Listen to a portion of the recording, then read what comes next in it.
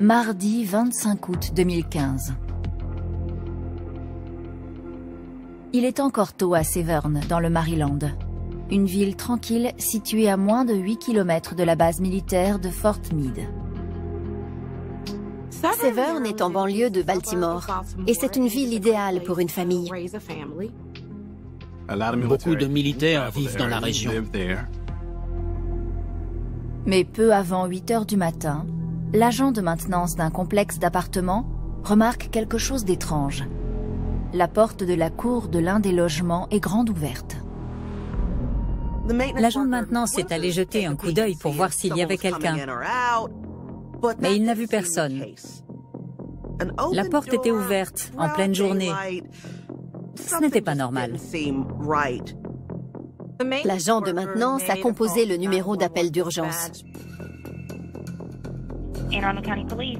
Good morning. I'm calling from Lake Village Townhomes in Severn. One of our townhomes. The door was just open in the back of the house, but no one's responding. Des policiers arrivent sur place en quelques minutes. Lorsqu'ils entrent dans la maison, le rez-de-chaussée est désert. Donc, ils sont montés dans la chambre principale. Ils découvrent une scène tragique. Le corps d'une femme sur le sol. Elle tient quelque chose enroulé dans un linge. Il y avait une femme morte. Elle avait été tuée par balle et elle tenait un bébé dans ses bras. Ils ont d'abord cru qu'il s'agissait d'un double homicide. Elle avait reçu 3 balles. 2 dans la poitrine, une sur le côté. C'était une scène d'horreur. Ils n'avaient jamais rien vu de tel. Mais soudain, un miracle a eu lieu. L'enfant a bougé. Le bébé a commencé à pleurer. Et ils ont rapidement compris qu'il n'avait pas été blessé.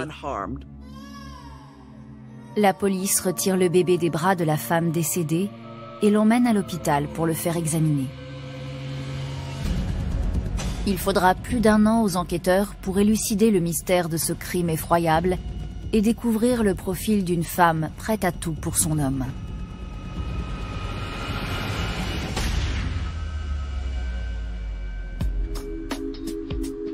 Dolores Delgado est une militaire ambitieuse qui a servi son pays avec honneur pendant 6 ans. Elle a travaillé au service administratif de l'armée et elle a été envoyée en Irak. Elle s'est engagée pour échapper au quotidien de sa petite ville natale du Nouveau-Mexique. Dolores voulait de l'aventure et l'armée a été sa porte de sortie. S'engager dans l'armée lui a permis de voyager non seulement à travers le pays, mais aussi dans le monde. Elle était très heureuse et elle savait enfin qui elle était. Dolores excelle à l'armée et développe un sens de l'honneur et du devoir. Elle était très douée. La vie militaire la satisfaisait et lui donnait un but. Mais au fil du temps, les longues périodes d'entraînement intensif lui donnent l'impression de passer à côté de l'amour. Même si Dolores aimait sa vie de militaire, elle se sentait très seule. Dolores se sentait seule lorsqu'elle était déployée. Elle rêvait de trouver un compagnon. Son vœu finit par être exaucé, puisqu'elle fait la connaissance d'un beau sergent, Malik Kearney. C'était l'un des commandants. Ils ont immédiatement sympathisé. Il était fort et très beau. C'était vraiment le cliché de l'homme en uniforme. Il avait le profil du personnage, il avait de l'assurance. C'était l'homme idéal.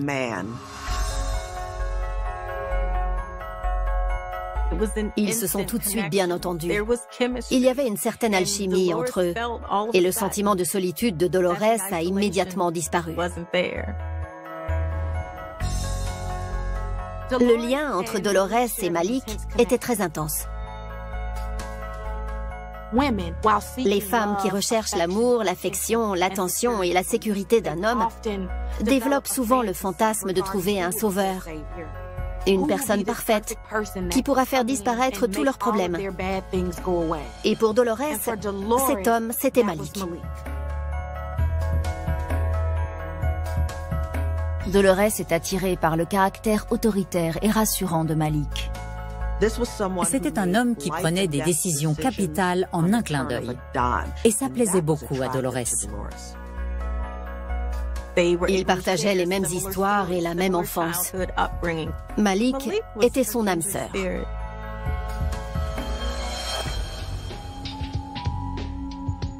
Dolores et Malik se mettent rapidement en couple et passent tout leur temps libre ensemble. Ils ont perçu ce même désir d'appartenance chez l'autre. Et c'est ce qui les a poussés l'un vers l'autre. Dolores était enivrée par cette passion, ce sentiment de cohésion, cet attachement émotionnel, cet amour. Ils étaient amants, amis et partenaires. Ils représentaient tout ce qu'elle recherchait chez un homme. En 2009, Dolores quitte l'armée et décide de suivre des études d'infirmière dans une université en Floride. Malik est toujours mobilisé à l'étranger, mais le couple reste proche. Ils s'identifiaient l'un à l'autre et ils semblaient vivre ensemble dans une bulle parfaite. Ils s'envoyaient des emails et ils communiquaient sur Facebook. La passion résistait à la distance. En mai 2015, après des années de séparation, Malik est affecté à une base située en Caroline du Sud, ce qui réduit à 7 heures de route la distance qui les sépare. L'emploi du temps de Malik ne lui permet pas de quitter la ville, mais Dolores est prête à tout pour passer du temps avec lui. Elle faisait le trajet depuis la Floride tous les week-ends. Dolores était émotionnellement dépendante et profondément amoureuse de Malik. Tout ce que Malik voulait ou avait besoin pour être heureux, Dolores essayait de le lui offrir. Mais Dolores est loin d'imaginer le terrible chemin qu'elle va devoir emprunter pour rendre Malik heureux. 25 août 2015, les autorités de Severn, dans le Maryland, sont sur la scène d'un horrible crime. Les policiers expliquent aux enquêteurs qu'ils ont trouvé la victime allongée sur le sol avec un bébé dans les bras. L'enfant a été placé dans les bras de sa mère après son meurtre. Les enquêteurs ne comprennent pas comment quelqu'un peut commettre un crime d'une telle noirceur. Qui peut laisser un bébé impuissant dans les bras de sa mère morte? En enquêtant sur cette affaire, la police va découvrir ce qu'une femme est prête à faire pour l'homme qu'elle aime. Seul un monstre pouvait être aussi insensible et indifférent.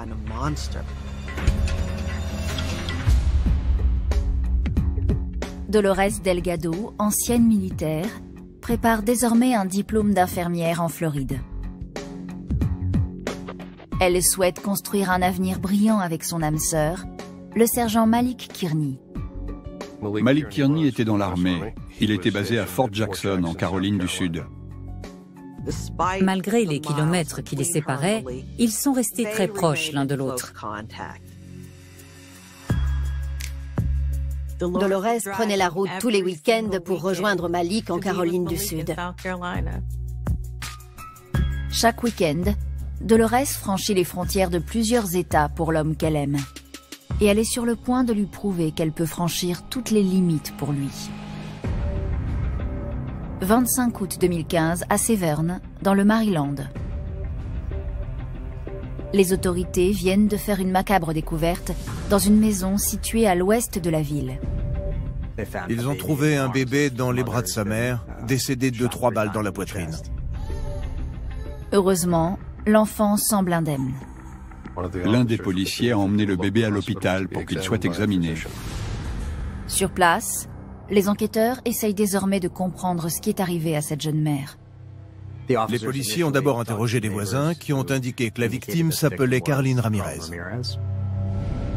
Les voisins disent ne pas avoir entendu de coups de feu dans la nuit, mais il semble que Carlin ait été abattue de 3 balles à bout portant. Il y avait des brûlures autour des 3 blessures par balle, ce qui indiquait que l'arme avait été placée contre la peau de la victime. Le type de balle utilisée et l'absence de douille suggèrent aux enquêteurs que l'arme du crime est un revolver. Une expertise balistique a permis aux enquêteurs de déterminer que le revolver était de calibre 357. La scène de crime indique aux policiers qu'il ne s'agit pas d'un simple cambriolage qui a mal tourné. Il ne semblait y avoir aucun signe d'effraction. Quelqu'un devait avoir accès au logement.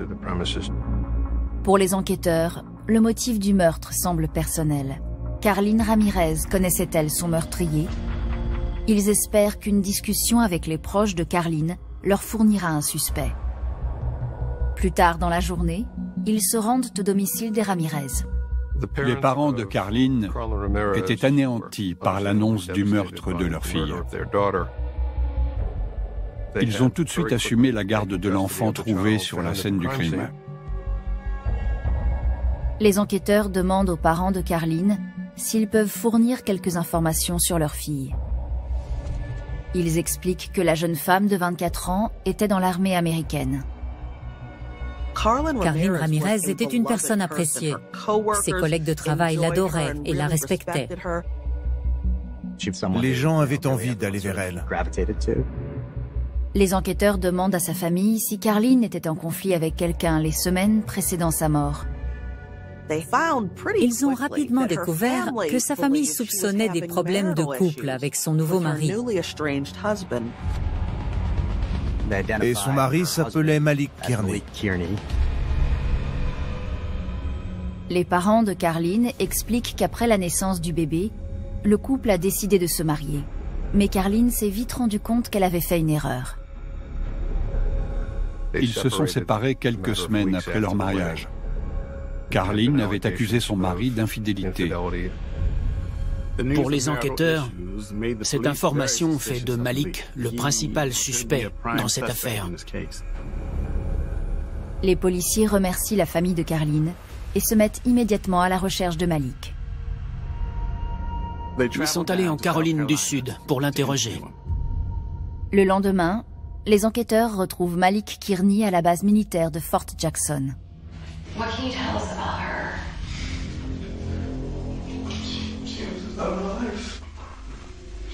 Malik explique que Carlin et lui étaient ravis de devenir parents et qu'ils se sont mariés juste après la naissance de leur fille. How long had you guys been dating before she ended up pregnant? About 3 months. Okay. So, when did you guys get married? We got married on the July 15th, 2015. Au cours de son interrogatoire, le sergent Kearney a dit qu'il aimait sa femme plus que tout et qu'il ne lui aurait jamais fait de mal. Malik était bouleversé par la perte de sa femme. Il était très coopératif. Malik nie catégoriquement toute implication dans le meurtre de Carlin.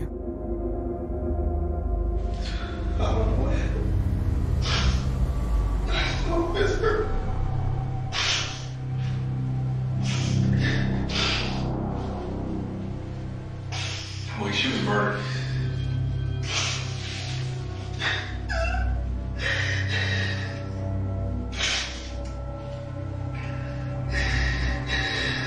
Why?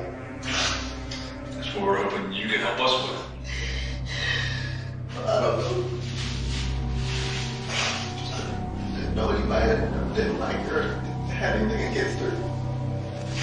I really can't.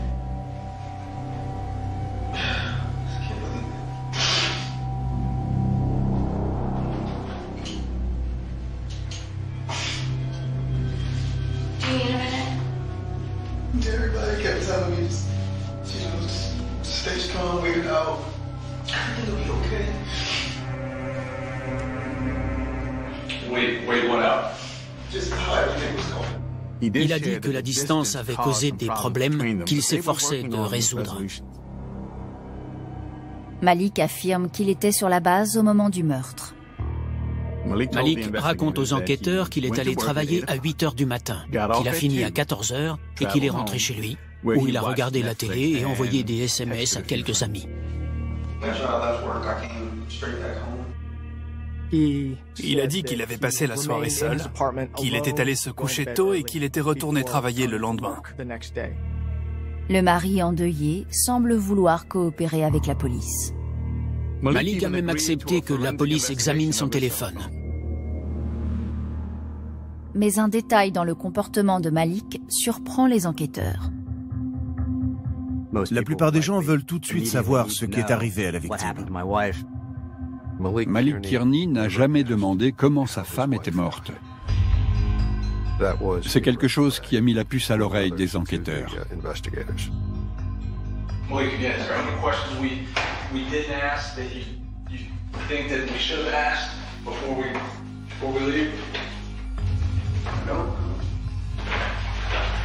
Who should we look at? No. I wish I did.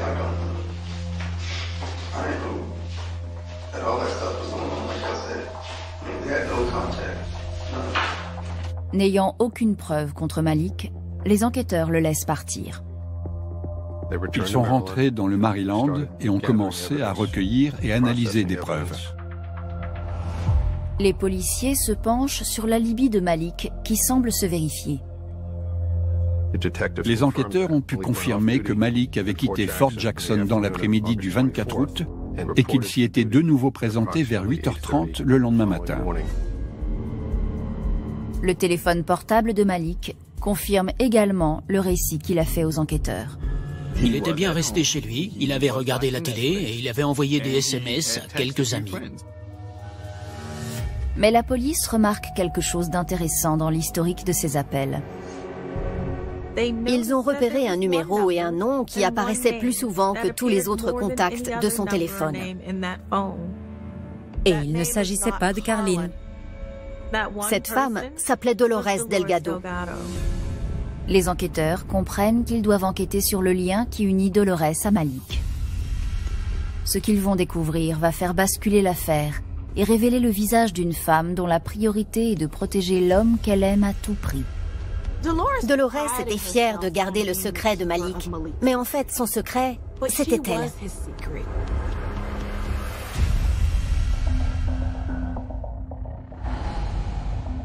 Août 2015, Severn, Maryland. Le sergent Malik Kearney a un alibi solide pour la nuit du meurtre de sa femme dont il est séparé. Mais l'historique de ses appels téléphoniques soulève de nouvelles questions. Un nom apparaissait plus souvent que les autres dans son téléphone. Dolores Delgado. Monsieur Kearney avait déclaré ne fréquenter personne. Mais quand les enquêteurs se sont renseignés sur Dolores Delgado, ils ont compris qu'ils étaient en couple. Lorsque la police contacte Dolores, celle-ci accepte de se rendre dans le Maryland pour un interrogatoire. Mais à son arrivée au commissariat, les enquêteurs remarquent quelque chose de suspect. Juste avant son interrogatoire, Dolores Delgado était au téléphone. Au moment où Dolores raccroche, l'un des policiers aperçoit le nom de Malik sur l'écran. Elle avait immédiatement appelé Malik Kearney, et pour les enquêteurs, c'était un élément déterminant. Lors de l'interrogatoire, Dolores admet être en couple avec Malik depuis 8 ans. Dolores a dit que leur relation était intime. Ils étaient amis et âmes sœurs. Malik avait épousé Carlin, mais ça n'avait pas d'importance pour Dolores. Elle explique aux policiers que Malik n'a jamais aimé Carlin et qu'il ne l'a épousée que pour le bien du bébé. Dolores ne se sentait pas menacée par Carlin, car dans son cœur, elle savait que Malik lui appartenait toujours. Les enquêteurs interrogent Dolores sur son emploi du temps la nuit du meurtre. Dolores Delgado a raconté aux enquêteurs que du 24 août au soir au lendemain matin, elle était avec Malik Kearney chez lui à Columbia, en Caroline du Sud. Ils avaient passé la soirée ensemble. Bien entendu, cette affirmation contredisait directement ce que Malik avait dit aux enquêteurs, c'est-à-dire qu'il était seul chez lui. Les policiers demandent à Dolores si elle ou Malik ont quitté la maison cette nuit-là, mais elle insiste sur le fait qu'ils ont passé toute la soirée chez lui. Elle a dit qu'elle était avec Malik en Caroline du Sud la nuit où Carlin a été tuée. Il lui demande également si elle ou Malik possèdent un revolver, l'arme présumée du crime. Dolores Delgado leur a dit qu'elle ne s'y connaissait pas en armes à feu. et qu'elle n'était pas familière avec tout ce qui s'apparentait aux armes. C'était suspect de la part d'une ancienne militaire américaine qui avait effectué une mission en Irak. S'il y avait bien quelqu'un qui s'y connaissait en armes à feu, c'était Dolores. Les enquêteurs pensent que Dolores ne leur dit pas toute la vérité, mais ils n'ont aucune preuve incriminante. Ils mettent fin à l'interrogatoire et obtiennent immédiatement un mandat pour accéder à ses relevés téléphoniques. En examinant les données du téléphone portable de Dolores Delgado, ils ont constaté que le signal provenait d'une antenne relais située juste à côté de l'appartement de Malik, la même que pour son téléphone à lui. Les policiers remarquent des incohérences entre les données de son téléphone et celles du téléphone de Malik. Il était clair qu'ils avaient communiqué. Il y avait un certain nombre de SMS échangés qu'ils n'avaient pas trouvés dans le téléphone de Malik Kearney. Ce qui indiquait qu'il avait supprimé certains éléments de son téléphone avant de le confier aux enquêteurs. La police découvre également des photos échangées par téléphone du compteur de la voiture de Dolores. Elle surveillait sa consommation d'essence, prenait des photos de son compteur et les envoyait à Malik. C'est un autre détail qui a attiré l'attention des enquêteurs, car ce n'était pas le genre de photos que les gens s'envoient normalement. Ils ont commencé à comprendre ce qui s'était passé. Le couple aurait organisé un aller-retour en voiture pour éliminer Carlin Ramirez. Et l'un d'eux est resté en Caroline du Sud pour fournir un alibi. Malik Kearney et Dolores Delgado avaient élaboré un plan pour aller dans le Maryland, tuer Carlin et rentrer en Caroline du Sud à temps pour le travail. Mais qui a appuyé sur la gâchette? Dolores devait penser que cette épouse, cette source de distraction, cette autre femme, était la raison pour laquelle elle ne pouvait pas être avec l'homme qu'elle aimait.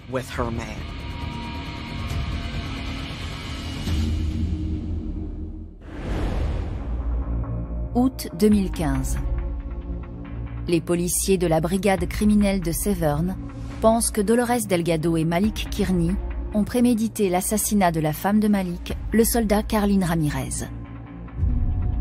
Une analyse approfondie des relevés téléphoniques de Malik et Dolores révèle que le couple a passé plusieurs semaines à mettre son plan au point et à essayer de brouiller les pistes. La police cherchait à savoir qui avait appuyé sur la gâchette. Lorsque les enquêteurs reçoivent les relevés de compte de Dolores, ils découvrent la preuve qu'ils attendaient. Ils ont constaté que Dolores Delgado avait acheté un revolver Taurus de calibre 357. Le même calibre que l'arme qui avait tué Carlin Ramirez. Ils remarquent un autre achat suspect. Ils voient dans ses relevés bancaires qu'elle a récemment acheté des bidons d'essence. Les policiers se rendent en Floride pour perquisitionner le domicile de Dolores. Ils ne trouvent pas l'arme du crime, mais découvrent une autre preuve accablante dans l'ordinateur de Dolores. Elle avait fait des recherches pour savoir combien de litres d'essence il fallait pour un aller simple de la Caroline du Sud au Maryland. Les enquêteurs pensent que Dolores a acheté des bidons d'essence avec sa carte bancaire pour éviter de s'arrêter sur le trajet. Les policiers ont conclu que le couple ne voulait pas s'arrêter en chemin pour faire le plein et risquer d'être filmé par les caméras de vidéosurveillance de la station. Ils sont désormais convaincus d'avoir les preuves nécessaires pour inculper Dolores Delgado et Malik Kearney du meurtre de Carlin Ramirez. Les preuves informatiques, les SMS, le manque de transparence de Malik Kearney pendant son interrogatoire. Tous ces éléments nous ont permis de conclure que Malik Kearney et Dolores Delgado avaient agi ensemble pour tuer Carlin Ramirez. En octobre 2016, après plus d'1 an d'enquête, un grand jury inculpe enfin Dolores et Malik. Dolores Delgado a été arrêtée chez elle. Elle semblait surprise de voir la police, mais en même temps, je pense qu'elle savait au fond d'elle que ce jour allait finir par arriver, tôt ou tard. Malik Kearney a été arrêté sur son lieu de travail et conduit à la prison de la base militaire. Mais une question reste en suspens. Qui a tiré? Les procureurs décident de commencer par interroger Dolores pour essayer de la faire craquer. Les procureurs et les enquêteurs voulaient convaincre Dolores Delgado de coopérer et de donner sa version des faits pour ensuite témoigner contre Malik Kearney. Le but de ma conversation avec Dolores Delgado était de lui présenter certaines des preuves qu'on avait recueillies à son encontre. Il lui montre la preuve d'achat de 2 bidons d'essence de 20 litres et d'un revolver 357. Delgado a continué à nier toute implication dans le meurtre de Carlin Ramirez. Les enquêteurs savaient que Dolores mentait. Ils avaient tout ce qu'il fallait pour le prouver. Ils avaient juste besoin de ses aveux. Ils décident alors de lui montrer une autre pièce à conviction. Quelques jours plus tôt, rongé par la culpabilité, un témoin les a contactés. La police a reçu l'appel d'un homme qui vivait en Floride et qui a déclaré que peu après le meurtre, il avait aidé Madame Delgado à se débarrasser d'une arme à feu. Cette révélation a fait l'effet d'une bombe et l'affaire a basculé. Le témoin anonyme a raconté aux enquêteurs qu'en septembre 2015, il avait conduit Dolores jusqu'à un cours d'eau en Floride pour qu'elle se débarrasse d'un revolver 357. Peu après, des plongeurs de la police fouillent le cours d'eau et retrouvent l'arme en question. On a comparé cette arme avec celle que Dolores Delgado avait achetée en Floride avant le meurtre. Et le numéro de série était le même. C'était bien l'arme qui avait tué Carlin Ramirez. Armés de cette nouvelle preuve, les procureurs informent Dolores qu'elle risque la prison à vie pour son implication dans le meurtre si elle ne coopère pas avec eux. Mais cela suffira-t-il à convaincre Dolores de parler? Va-t-elle rester fidèle à son homme? Elle aimait cet homme, elle voulait être avec lui. Malik était l'homme dont elle avait toujours rêvé. Dolores était prête à tout pour lui.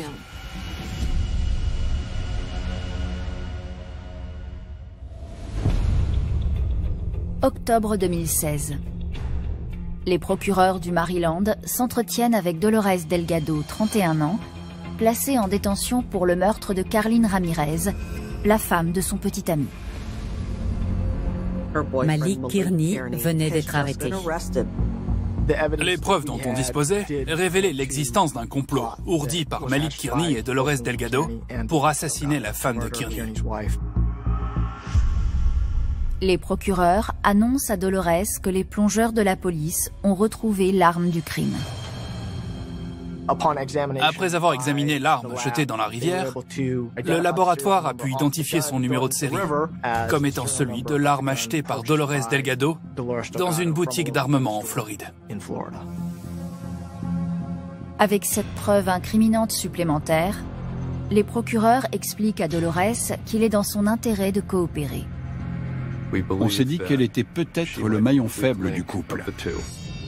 D'après les messages compromettants trouvés dans les relevés téléphoniques de Malik et de Dolores, les procureurs pensent que Malik s'est rendu dans le Maryland pour tuer Carlin, tandis que Dolores est restée en Caroline du Sud avec le téléphone portable de Malik. Mais ils avaient besoin de plus d'informations pour comprendre comment et pourquoi ce meurtre avait été commis.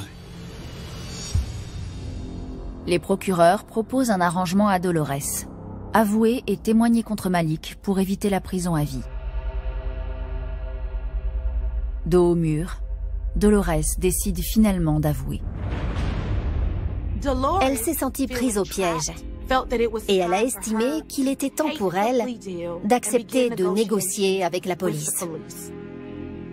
Dolores raconte au procureur que lorsqu'elle a quitté l'armée et est rentrée aux États-Unis, Malik a entamé une relation avec Carlin et qu'en parallèle, Malik et elle poursuivaient leur relation à distance. Dolores voulait être la seule femme qui comptait aux yeux de Malik. Elle était convaincue que la romance entre Malik et Carlin n'était rien en comparaison de la leur et qu'il finirait par la choisir. Dolores raconte qu'en avril 2015, Malik lui a annoncé que Carlin était enceinte et qu'ils allaient se marier. Mais Dolores reste confiante. Dolores Delgado ne considérait pas Carlin Ramirez comme une menace, car Kearney avait fréquenté d'autres femmes et il était toujours revenu vers elle. Selon Dolores, lorsque le mariage de Malik et Carlin a volé en éclats après quelques semaines, il lui a demandé de l'aide. Pour Malik, Dolores était une personne de confiance. Elle était prête à tout pour le rendre heureux. Elle nous a dit que Malik Kearney avait élaboré un plan pour tuer sa femme sans se faire prendre. Dolores confie aux enquêteurs qu'elle avait conscience de la gravité de l'acte, mais qu'elle ne pouvait rien refuser à son homme. Elle ne savait pas lui dire non. Dolores a expliqué que son amour pour Malik était immense et inconditionnel. Dolores a envisagé le meurtre comme une mission. Elle était détachée. Tout ce qu'elle voulait, c'était protéger son homme et le soutenir. Elle raconte comment elle a aidé Malik à planifier soigneusement le crime, en conduisant jusque dans le Maryland et en surveillant sa consommation d'essence. Elle était prête à surveiller sa consommation d'essence et à photographier le compteur au plein, à la moitié du réservoir et au quart du réservoir, afin de déterminer la quantité exacte d'essence qu'il faudrait et la durée du trajet. Elle admet également avoir acheté des bidons d'essence pour le trajet de Malik. Il ne s'arrêterait pas à une station-service, donc les caméras ne pourraient pas le repérer. Le jour du meurtre, Dolores confie à Malik les derniers éléments essentiels à l'exécution de leur plan. Elle a remis à Malik Kearney son arme à feu et ses munitions, et elle lui a prêté sa voiture pour qu'il puisse se rendre dans le Maryland sans se faire repérer.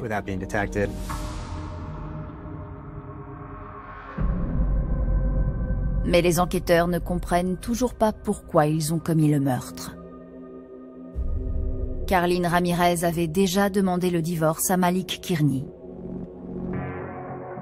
Dans cette situation, toute personne raisonnable aurait simplement divorcé. Dolores explique que pour Malik, c'était une question de fierté. Malik avait l'habitude d'être autoritaire dans ses relations. C'est lui qui avait le pouvoir.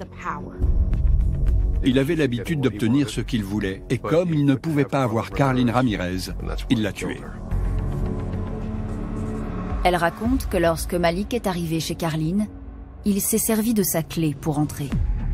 Monsieur Kearney ne voulait laisser aucune trace derrière lui. Après avoir tiré 3 fois sur Carlin,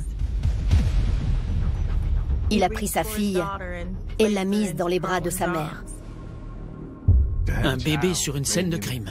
Je n'avais jamais rien vu de tel de toute ma carrière. C'était horrible. Dolores a indiqué qu'ils avaient choisi de tuer Carlin Ramirez la veille d'un jour travaillé. Ainsi, voyant que Ramirez ne se présenterait pas au travail, quelqu'un la chercherait et découvrirait l'enfant. Malik a privé son enfant de sa mère. C'est très égoïste. En quittant la scène de crime, Malik laisse la porte de la cour ouverte pour faire croire à un cambriolage. Il effectue ensuite un voyage de 800 km pour rentrer en Caroline du Sud, où Dolores l'attend. Dolores est restée dans l'appartement de Malik, sur son canapé. Elle a envoyé des SMS avec son téléphone, elle a regardé un film et elle a attendu patiemment. Quand Malik est arrivé, Dolores a brûlé ses vêtements et jeté l'arme du crime dans l'eau. Elle a tout fait pour l'homme qu'elle aimait. Dolores voulait aider son homme et a créé un alibi pour Malik. Elle a fait tout ce qui était nécessaire pour être la meilleure à ses yeux.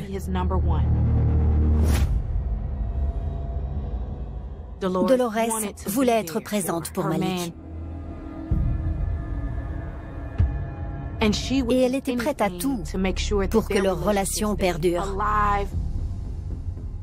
Son désir de lui plaire et de rester avec lui était plus fort que tous les doutes qu'elle pouvait avoir. Elle était prête à faire tout ce qu'il voulait à propos de Carlin.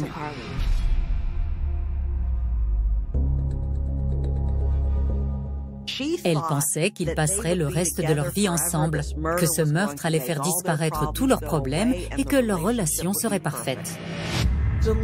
Dolores a passé sa vie à chercher quelqu'un auquel elle aurait le sentiment d'appartenir. quelqu'un à aimer, quelqu'un qui la comprendrait. Elle pensait avoir trouvé tout ça en Malik et elle était prête à risquer sa propre liberté pour lui. Les procureurs ont déjà des preuves solides contre Malik, mais la déclaration de Dolores le désigne comme le meurtrier. Malik a appuyé sur la gâchette et Dolores l'a aidé. Elle a clairement fait savoir qu'elle regrettait ce qui était arrivé à Carlin Ramirez. Mais Malik la contacte depuis la prison.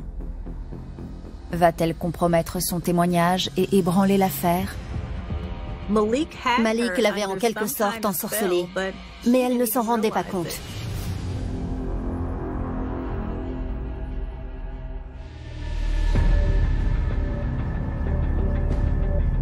Octobre 2016, à Severn, dans le Maryland, Dolores Delgado vient de confirmer son implication dans le meurtre de Carlin Ramirez. Dolores a estimé qu'elle devait aider Malik à tuer Carlin parce que c'était ce que Malik voulait. Elle était prête à tout pour le rendre heureux. En échange d'une peine plus légère, Dolores accepte de témoigner contre Malik. Mais lorsqu'il commence à lui écrire depuis la prison, les procureurs craignent qu'il ne la persuade de se rétracter. Malik a écrit à Dolores à plusieurs reprises en lui disant « Fais-moi confiance. Ne fais pas confiance à ton avocat. Ne fais confiance à personne d'autre que moi. » Il cherchait à conserver son emprise sur Dolores. Les enquêteurs se demandent si elle va se sauver ou si elle va essayer de protéger l'homme qu'elle aime. Le 16 juillet 2018, Malik Kearney, 37 ans, est jugé pour le meurtre de son ex-femme, Carlin Ramirez. Malik Kearney a plaidé non coupable. L'accusation raconte comment 2 soldats autrefois honorables ont mis au point un plan diabolique pour assassiner Carlin Ramirez. Dolores Delgado a fourni l'alibi, l'arme, les munitions et sa voiture à Malik Kearney. Mais c'est lui qui a tiré. Ils étaient complices. Les procureurs présentent l'arme du crime, un revolver de calibre 357 comme pièce à conviction.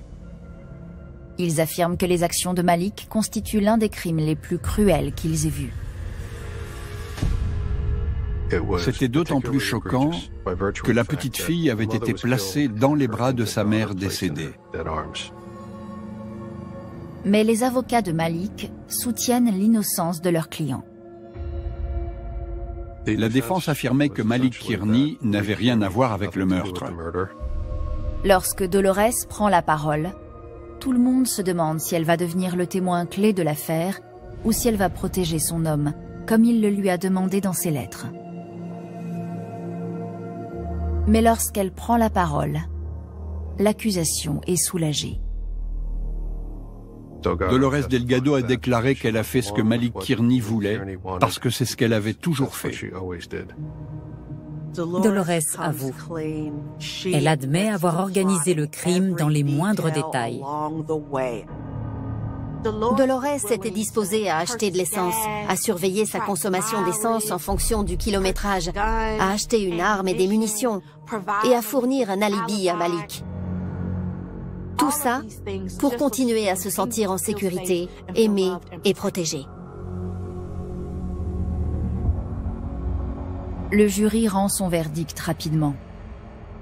Il est reconnu coupable de tous les chefs d'accusation. Il est condamné à la prison à perpétuité sans possibilité de libération pour le meurtre de Carlin Ramirez.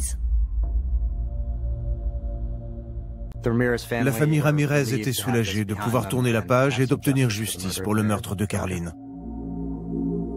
Le plus beau souvenir de leur fille est leur petite fille. Les parents de Carlin élèvent leur petite fille du mieux qu'ils peuvent, mais ils ne combleront jamais le manque d'une mère. Dolores Delgado plaide coupable pour tous les chefs d'accusation et est condamnée à 17 ans de prison. Dolores Delgado a cherché l'amour au mauvais endroit.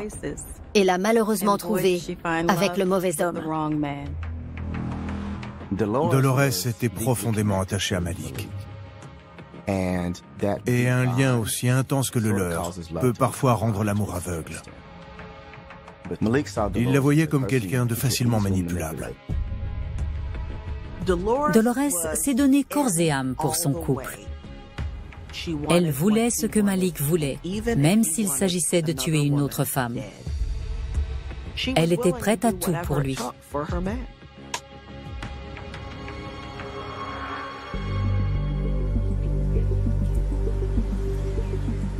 On peut entendre parfois qu'en amour comme à la guerre, tous les coups sont permis. Et c'est peut-être vrai. Mais lorsque vous laissez votre partenaire devenir le commandant de votre vie et que vous vous efforcez d'obéir à ses ordres, vous risquez de vous engager dans une guerre que vous perdrez à coup sûr.